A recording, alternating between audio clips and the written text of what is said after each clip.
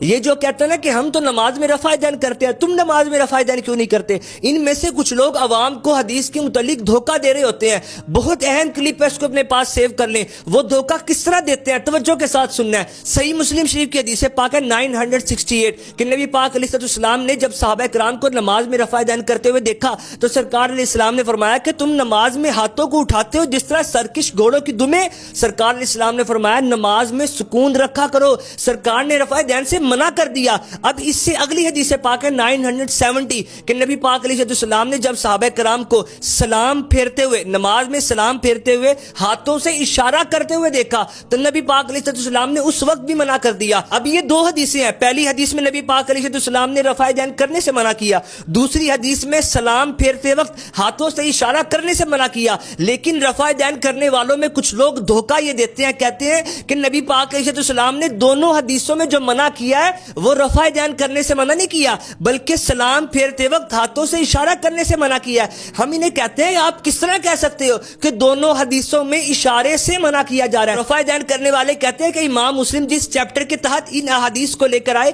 اس chapter کا نام ہی یہی رکھا کہ سلام پھیرتے وقت ہاتھوں سے اشارے نہ کیے جائے، حالانکہ یہ ان کا بہت بڑا دھوکہ ہے۔ وہ اس طرح کے صحابہ کرام پہلی حدیث میں یہ فرما رہے ہیں کہ ہم نماز پڑھ چکے تھے، پھر سرکار تشریف لائے اور فرمایا کہ نماز میں سکون رکھو، اور دوسری حدیث میں جس میں سرکار علیہ السلام نے سلام کرتے وقت ہاتھوں سے اشارہ کرنے سے منع کیا اس میں یہ ہے کہ ہم نے نبی پاک علیہ السلام کے ساتھ نماز پڑھی۔ پہلے میں یہ ہے کہ ہم نماز پڑھ چکے تھے پھر سرکار آئے، دوسری میں یہ ہے کہ ہم نے سرکار کے ساتھ نماز پڑھی۔ پہلی حدیث میں یہ ہے کہ نماز میں ہاتھوں کو نہ اٹھاؤ، دوسری حدیث میں یہ ہے کہ نماز میں ہاتھوں سے اشارے نہ کرو۔ آپ کس طرح کہہ سکتے ہو کہ دونوں حدیثوں سے ایک ہی مراد ہے؟ پھر جو آپ نے دھوکہ دیا کہ امام مسلم اس چیپٹر کے تحت یہ حدیثیں لے کر آئے، امام مسلم نے چیپٹر میں صرف یہ نہیں کہا کہ سلام پھیرتے وقت ہاتھوں سے اشارہ نہ کرنے کا چیپٹر، بلکہ امام مسلم نے جو چیپٹر قائم کیا اس کے 3 حصے ہیں۔